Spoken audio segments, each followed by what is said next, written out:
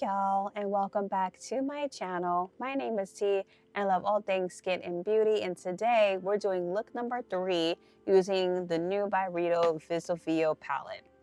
Now, I have really enjoyed playing with this palette. I've so far have done 2 looks on my channel. This will be the 3rd look. I'm thinking about doing more of like a vampy look, probably gravitating towards maybe the last row where you have, you know, volcanic aura and volcanic purple. But also, I kind of want to do the middle row because I don't think I played enough with the middle row just yet. So I might do that instead. But like, there's so many looks that you can create with this palette. It's definitely spring, summer vibes, but like you can still get like a neutral color, a story to your eyes, like a neutral eyeshadow look. You can get like really colorful, you can get really vampy, you can get really grungy. It's very versatile for me, so I'm excited to see what look I'm gonna come up with. But I will be doing my base first, off camera. So Shop My Stash is kind of like, you know, me going back to using what I have to prevent myself from buying new things. Like blushes, you know, bronzers, powders, those kind of things. But 1 item or 2 items are going to be new in my shop and stash, and that's when I'll definitely showcase it on camera, my thoughts about it. But without further ado, let's get into this. Get ready with me, shall we? All right, so base is done. I went in with the Sephora Reveal the Real Soft Radiant Skin Tints. I decided to mix the 2 together instead of having the deepest shade be kind of like a liquid bronzer. So I decided to mix them in to get, you know, my actual, you know, skin tone, you know, because this isn't really as close. This is kind of just like a teeny weeny bit like off, just a little bit off. But if I use this as like a bronzer, it looks like, you know, like the highlights of you know, my face, because we all know we're not just like one color. We have different tones and different variations of color that creates dimension within like our, you know, face, and we're not like a flat color. So having the deepest shade play as like more of a bronzer shadow technique really worked to have me use this shade, and I'm also using 2 of them all in one. So it made it easier, especially with my Shop My Stash, because I do actually love these skin tints really, really, really much. I think they're amazing. They're matte. They kind of remind me just a little bit of NARS soft matte. Just a little bit, just because, like, again, I mean, it is buildable. I would say it's like medium coverage, where I think soft matte from NARS is full coverage and very, very like matte. Like you gotta prep your skin. If you're on the dry side, you gotta prep your skin to make sure that your face isn't all crusty, dusty, dry underneath, because man, that soft matte, it's good though, but this kind of reminds me of that formulation just a little bit. But yeah, I used that. Then I went in with the Lancôme concealer, the Natural Skin Glow Serum Concealer. Love this. So I went in with this. And then after that, I went in with the McGrath powder underneath the eyes and baby pink. And then I mixed it up, and I went in after with the Sephora 12-hour setting and mattifying powder. And then because I felt like my under eyes were a little bit too, you know, bright, I went in with the NYX Professional Makeup Can't Stop, Won't Stop. to get it much more even with my actual skin tone. So that's what I put on right after. And so far it looks good. Like I was able to, you know, kind of bring it back. I don't want to look really ashy underneath the eye. Like it's not a good look for me. So that's what I went in with. And now we're going to finally try out the Depth Cosmetics Simplicity blushes, cream blushes. I ordered the new container. This is the new packaging for the cream blushes. Much better than the circle ones that I've complained about. Because like, hello, right? It just closes, it snaps, and it's like a magnetic closure. And then it comes with a mirror like the other one. Or did it come with, I don't even think it came with mirror. No, it didn't come with a mirror, which was another thing. And the way that it opened was really weird. But with this one, it's easy to store. I don't have to worry about the pan slipping out or me putting a dent in the pan because I'm like opening it.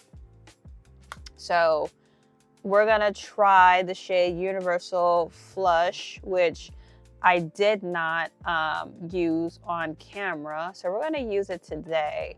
And it's because I'm honestly thinking about going in with like more of a vampy look this time. With the, at least with the Byredo palette, somewhat, you know, vampy. We'll kind of see once, you know, I get there. I'm still trying to think what color story I should, or what colors I should use for my new look, for look 3, because like I definitely want to give you different, you know, like variety when it comes down to like how many looks you could come up with. And I think I did a kind of like a vampy look kind of for the look number 1. So we'll see. I'm gonna go in with my Hourglass brush. This is one of their dual-sided brushes, and we're just going to put this on the cheeks. One thing that I love about this powder, right, is that you can go over with cream, and the same goes for this cream blush too. I think both formulas work really well together, where it doesn't pick up, it doesn't ball up, it just seeps into the skin very seamlessly, and you can blend it out.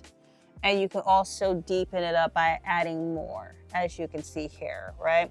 I like to bring my blush a little bit up, like just above where I put my cream bronzer, or just bronzer in general. And I tried to make both sides even, but as you can see, once I start bringing it up where I put the powder underneath my eyes, it's blending in very nicely, very seamlessly. There's no texture coming through. It just blends in with the powder. So this formulation of this cream blush really goes hand in hand with makeup application. So you can do it before you put on powder or after you put on powder, and you can put powder on top too to just set it in if that's what you prefer, which that's kind of like what I prefer with my blushes too. Or when I put makeup on in general, I just like to, you know, you want to use everything that you have, you know, like for me, I have a big makeup collection. I don't think it's the biggest, but close enough. And I only have one face, so I like to make sure that I'm using all of my products. And by doing that, this is a way where I'm using my cream blushes and my powder blushes and vice versa, you know, when it comes to like bronzer and things like that, just to make sure I'm using my collection. I'm getting my money's worth, if you feel me. So that's what I like to do. And this really, really makes it even easier if the formula really goes well with the other formulas you're using, whether if it's like cream or you know, powder or liquid, that everything goes well, you know. Another thing I like about it is that it brings a nice glow to the face, and that's something that I definitely like. That's what I prefer versus a blush or any type of like cream product. I prefer it to be like this instead of it being balmy and greasy, and you know, just because it's definitely going to ruin what you already have on.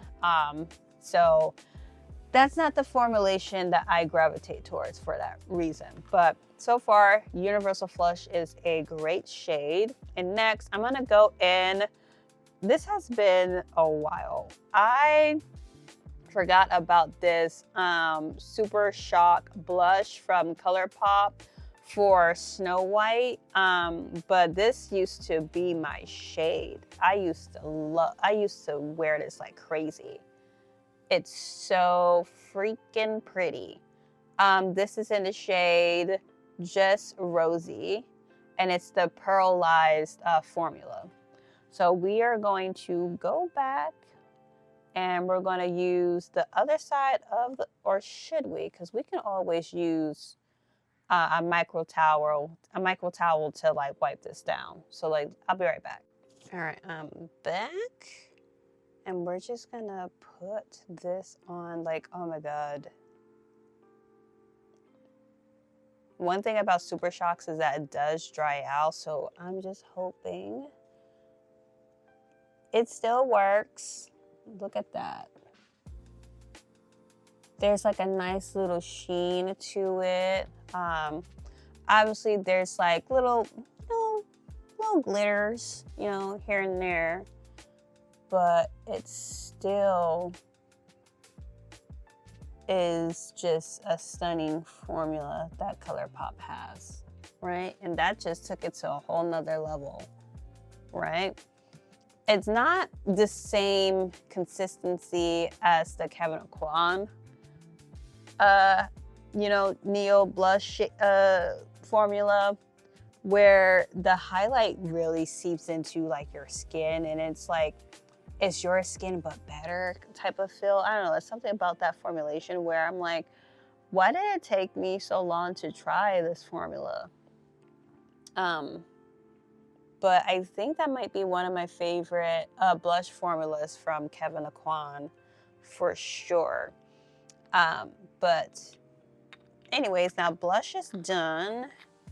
And now we can move on to powder bronzer. I'm gonna go in with the NYX Butter Bronzer. And I'm gonna take the other side of the hourglass brush. And I'm just going to go in really quickly. Let me move this back. I don't want no makeup on it.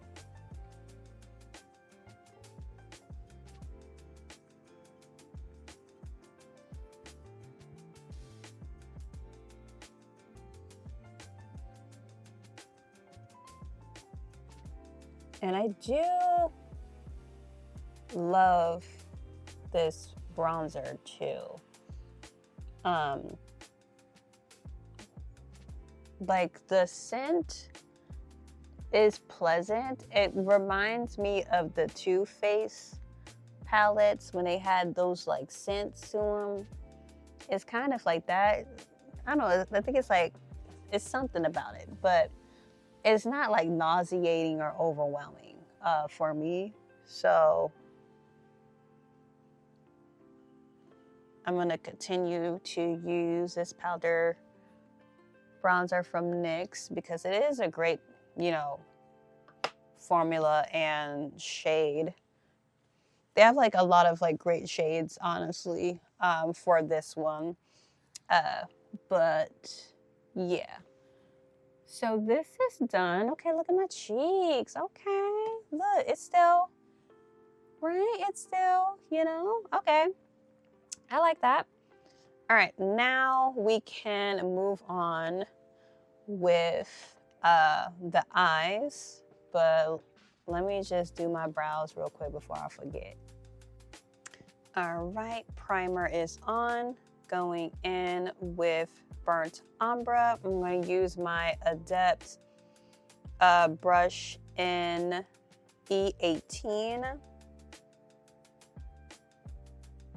And I'm just going to slightly go in just lightly where the crease is at. Like so. And it's like one tap that I'm using because I don't want it to be too deep just yet.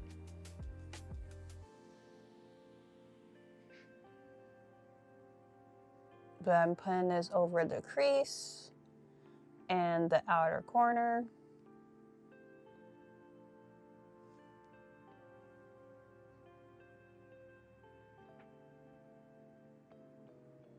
Like so.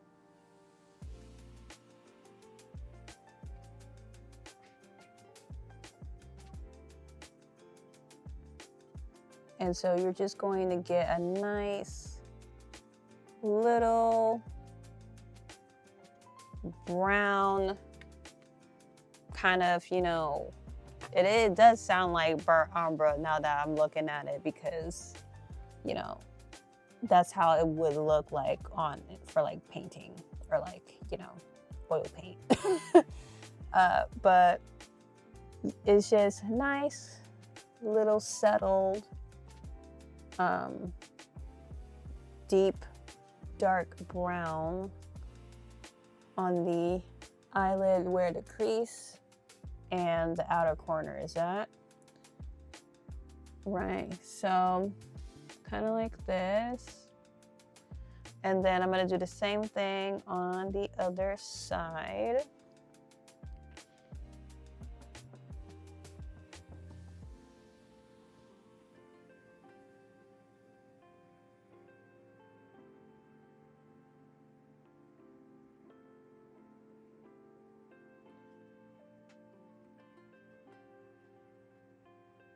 You're just doing this really lightly, one tap, and you want to use a nice little fluffy blending brush like this. That's like where the bristles are really flexible, because then you do have control with how, you know, opaque the shade might appear when you put it on the eyelid, because it's not dense, so it's going to give you more of a softer kind of like drape type of look for this.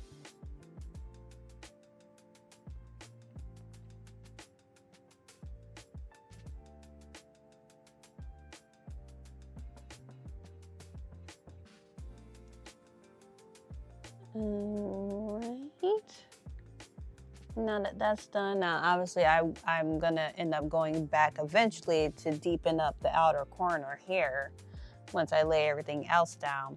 But now we're gonna go in with some of the metallics. I kind of want to use that gold shade, that golden shade. Let me get my notes so I can make sure I let y'all know. So Golden Halo, which is a metallic shade, and then next to it is Gold Lava, which is also metallic, and that's more of like a reddish, burnt orange type of shade. And then next to it is Magma Orange, which is also a metallic. Most of these, you know, formulations or shades are metallics, but I'm thinking about going in with golden, and then I keep on playing with is it Painted Horizon? I always forget. Yeah, Painted Horizon. But I might go in with something else. Maybe I'll try out this shade, which is next to Burnt Ombre, which is Flowing Horizon. Flowing Horizon is a metallic. All these are metallic. So yeah, I think that might be a nice little look. We'll see. Let me put on my glitter primer. So the shades that we're talking about were these right here. So you have Golden Halo, Gold Lava, Magma Orange, and then after that it's the Matte Shade Painting. And then after that it is Flowing Horizon, which is also a metallic, and then Burnt Ombre, which is the shade that I originally used. So yeah, I'm thinking about Halo, Golden Halo, and maybe Magma Orange or Gold Lava. And then for the inner corner, go in with Flowing Horizon. That's what we're gonna do. Now, Golden Lava is a chunky shade. It's very chunky, so you have to be really, really light. And you gotta, like, you know, prepare it.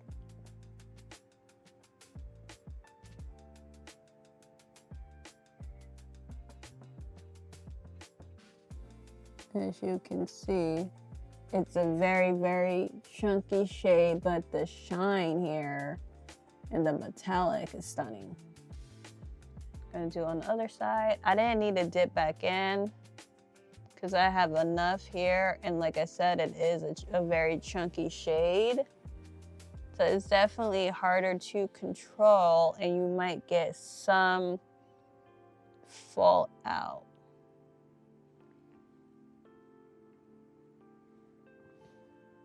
But as you can see here, this is Golden Lava. And now I'm gonna go back in and we're going to use, kind of want to use that orange for some reason. I don't know why I want to go with that orange metallic, but since we're doing gold thing, I'm just gonna do Gold Lava though. I'll try that shade another time. I think I can do like multiple videos with this palette, if I'm gonna be honest with you, or maybe some shorts. So this one is not as chunky as the other shade. And I could put it, maybe I could put it right here. I'll put it on top. Oh, that looks gorgeous. Especially on top of it. Oh, that looks nice.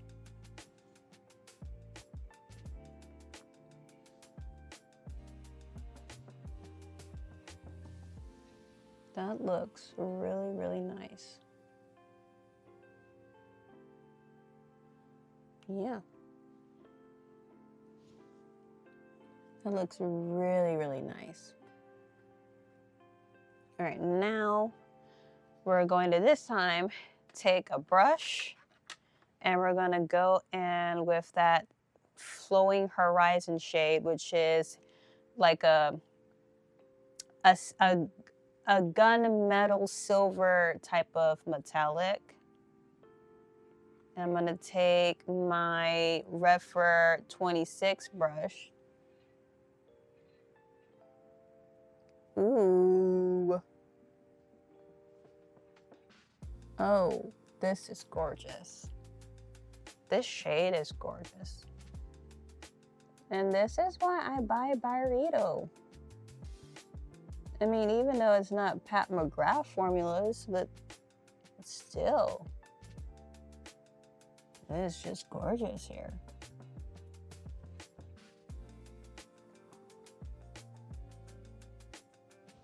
I mean, look at that. Look at this.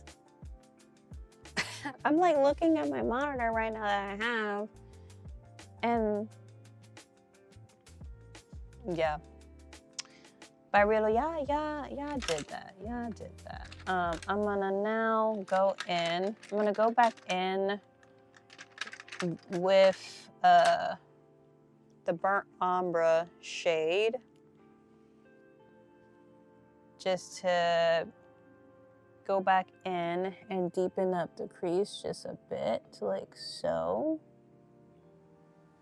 I mean, I had so much fun with this.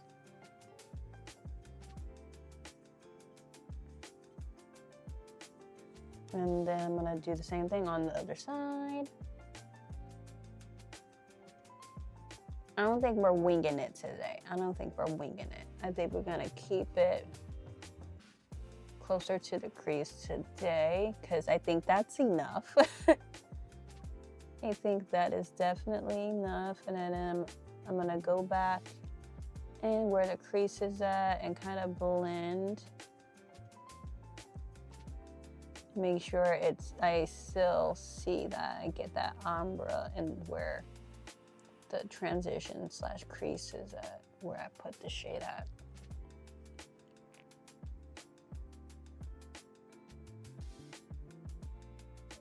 Like so.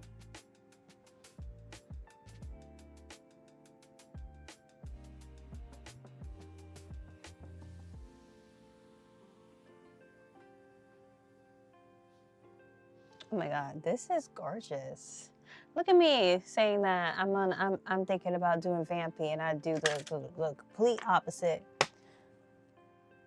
And I mean, yeah, you know, it is kind of crazy with the whole silver, but you can do less dramatic looks. Like, you can really turn this palette into your own and work with shades that you prefer for a look. But for me, this is honestly not bad.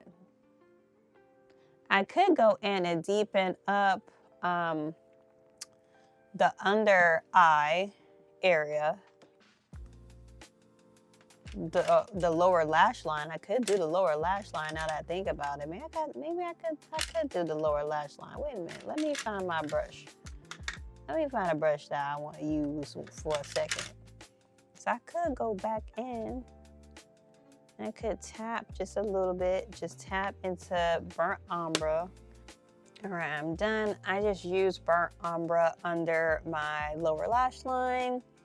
And I just went in with my Fashion Fair lip liner. This is in a Vivid Violet. I'm gonna use the Ritual Defeat Throne by Peptide Plump Lip Oil. This is in the shade Night Thorn. This is what it looks like. I think it'll go really well with the look. But if it could focus. So it has like some sparklies, and it's like more of like a deep, dark, black type of lip oil. I don't know how it would look on my lips, but it has like some pink, magenta sparkles. So we'll see how this looks. I don't know how it's going to look. One thing that I do like about Ritual Defeat in their like packaging is that it's very top tier. Ooh.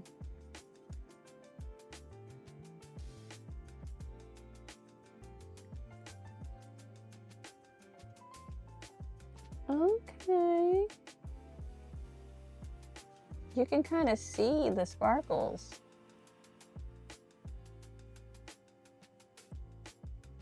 But it's very light. Like, it's not opaque, so I wouldn't be too overwhelmed with how black the actual shade appears in the packaging. Oh, this is nice, especially with that lip liner.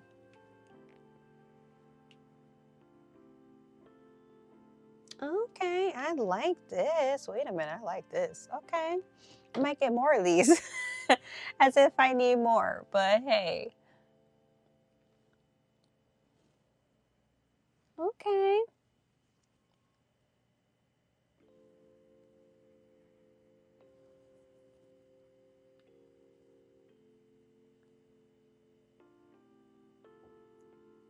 This really looks nice. Okay. It goes really well with the look, though, if you ask me. But I mean, that's just me. Any hoodle, I had so much fun playing with this palette.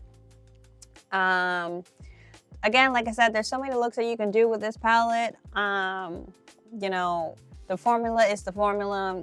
It's not going to have like Blitz Astral, you know, the 777 type of like formula that Pat McGrath has. But does it kind of like replace that feeling of, you know, you scrape and you save, and it's just anticipation of one of your brands doing a holiday release of, you know, a collection and what have you. And it's kind of like how with the motherships and the mega motherships kind of had for me. And then when I started trying out Byredo, it was really because we were starting to get like less and less motherships. Like we had to like wait for some time, and some of them were replicated type of, you know, same color story, different mothership kind of feel. And I didn't really like that too much. I think, you know, I guess her shareholders or the private equity firm was like, hey, here's the analysis of like your sales. It looks like a lot of people love Divine Rose. That's two other palette stories similar. And they just went with it instead of like thinking about brand loyalty.